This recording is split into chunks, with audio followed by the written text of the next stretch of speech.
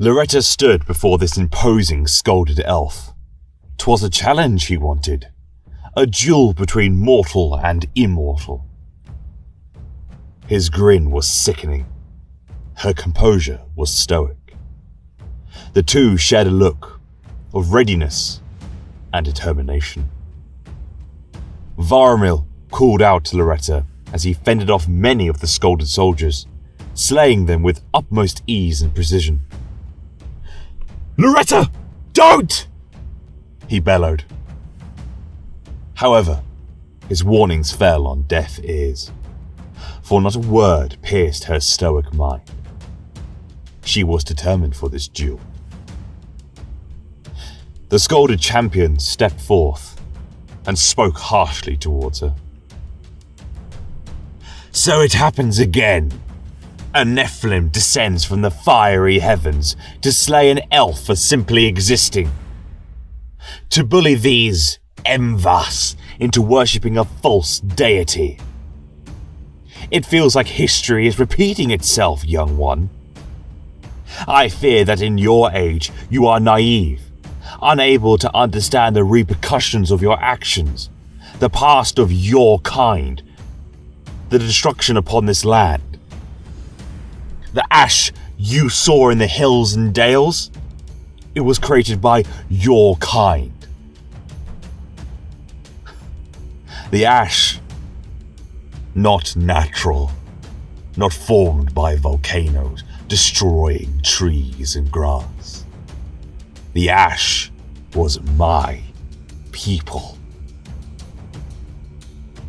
he said with a bitterness and mournfulness that seemed to touch Lauretta's core. As in the Verbum Archangelorum, she states, I carefully listened to every word that elf said. His words were cutting, harsh, and brutal. He spoke with an anger and rage I had never felt before. I knew not what he meant. A false deity. The divine has spoken to me. How can it be so that he is a false god? Blasphemer. But slaying an elf for simply existing? No. They brought this upon themselves. But what does he mean? Upon saying those words, Varamil, I noticed in the core of my eye, had a shameful look upon his face. Why is that so? The elf wished to fight, so I granted him the luxury. But it did not end in my favour, for I was betrayed. Betrayed? I apologize, my brothers and sisters. I have not read this far into the holy text before. Either that or I missed this dialogue in my first initial readings. Let us continue with this epic. Lauretta unsheathed her gladius, and the scolded handed his great axe over to another soldier, replacing it with a sword and shield.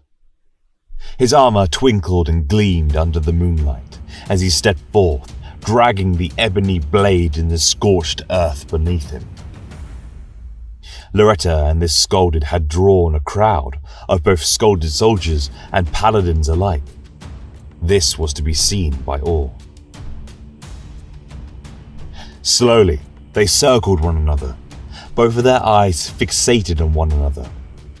However, Lauretta was the first to break the circling by suddenly lunging out with her blazoned blade. The scolded twisted his body to the right, dodging the blow instantly.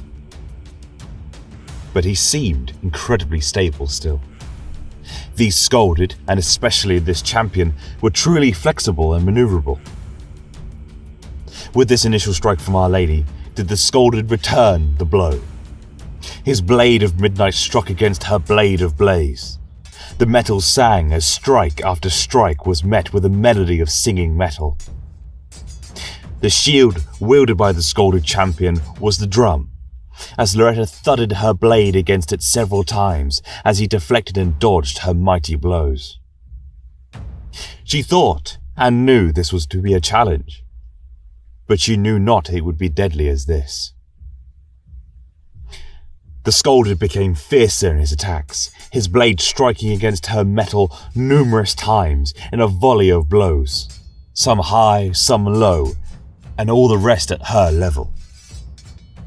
All these attacks were beginning to make her feel tired, and the Scolded was yet to break a sweat. On the next page there is a passage from Loretta again, detailing her point of view from the fight. I saw it, the hurt in his eyes, the pain, the anger, the hatred for me, and all of my kind. He wished to defeat me in any way possible. Every blow against my blade caused my hand to get softer and more tired. I was losing my grip. I attempted to use my might against him, only scoring one successful slash against his lower chest. He clutched it and fell to one knee as the smell of searing flesh hit both of our nostrils. I coughed as he groaned. He rose back to his feet again. However, his entire demeanor, posture, and attitude had changed. This was no longer a friendly spar or a duel between peoples. He wished to kill me. The Scolded champion rushed forth, slid onto his plate knees, and sliced across one of Loretta's ankles, breaking the armor and cutting through flesh and muscle. She cried out in agony, hopping and turning to face him, as she dared not put too much weight onto her already damaged ankle. She had not enough time, as he charged her again, deflecting a blow with a successful parry. His shield bashed her and pommeled her into the dried, scorched dirt below, dust and blood mixing in the air as his shield slammed against her face and broke her nose. His blade rose high and cut through her chain shirt, exposing her soft clothing beneath. His blade rushed forth to impale her. Varmil, busy with nearly 50 Scolded warriors, cried out in horror. But as the Scolded thrusted his blade towards Loretta's chest, he halted himself, mere inches away from her beating heart. He hissed and looked at her, with almost a sorrowful look upon his face.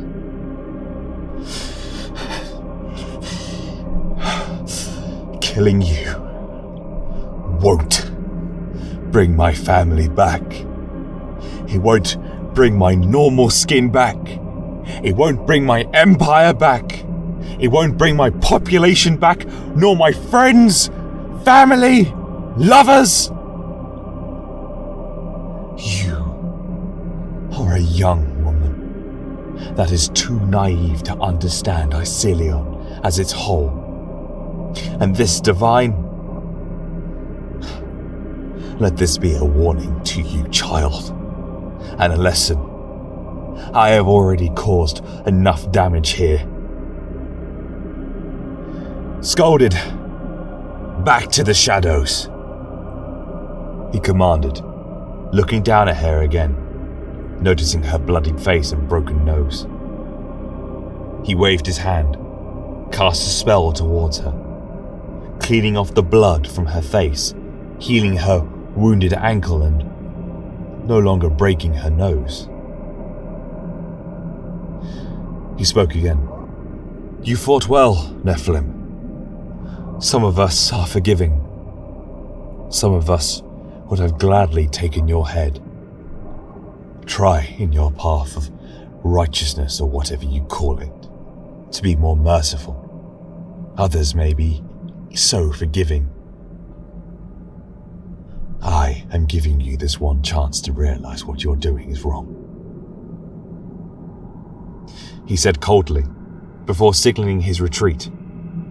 Varmil, no longer surrounded by Scolded warriors, rushed towards Loretta.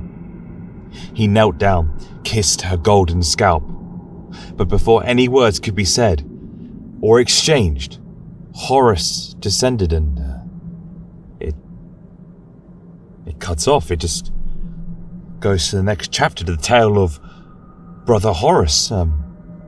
Brother Michael, are there any other tomes that have the segment of Loretta's tale missing? Yes, remembrancer. It was taught to us in the Cathedras that all tomes are to be like this. Are you sure? Yes, remembrancer. My holiness, Arch-Paladin Horus and Arch-Paladin Halon. He is to be named after our most benevolent angel. What brings you to this benevolent reading? You are hereby to be silenced, remembrancer, by order of Pope Uberto. What? You cannot do this. We are in the middle of a sermon about Loretta. It's important. Yes. Our patron lady. But things have changed. You are now under penitence for reading the tome without my permission. The tale of Saint Lauretta is now considered blasphemy. You and all these listeners here are now under penitence by my command. What? This tale is the foundations of our religion, Horus. It's a silence! It is what the Pope has commanded. Loretta is to be hailed as a myth in our religion. The true Lord, the Divine, and our saviours are Archangel Horus and Varumil. Is that understood? No. Quite frankly, I don't. You cannot come in here whenever you wish to and change how our biblical epics work. How